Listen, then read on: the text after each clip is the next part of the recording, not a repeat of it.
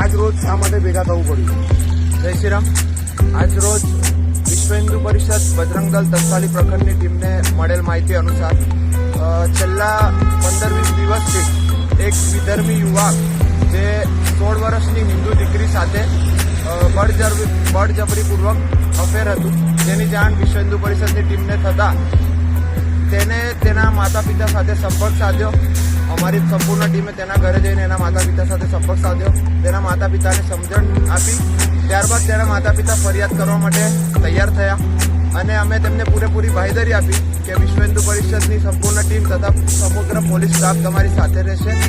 અને ત્યારબાદ તેમને ફરિયાદ કરી હતી અને તે ફરિયાદમાં મક્કરપુરા પોલીસ સ્ટેશનનો ખૂબ સારો એવો સપોર્ટ, જેમાં ખૂબ ઝડપી રીતે તે કાર્ય તેમને પૂરું પાડ્યું હતું અને એમને ન્યાય અપાવ્યો હતો. શું નામ આપશો? કયા વિસ્તારનો જે બાળક હતો અને કયા વિસ્તારની બાળકી હતી? બાળકીનો ઉલ્લેખ અમે નથી કરી શકતા, પરંતુ જે વિધર્મી યુવાન હતો તે તરસાલી ગામના દરજી ફળિયામાં રહે છે. કેટલી ઉંમર હતી એ બાળક?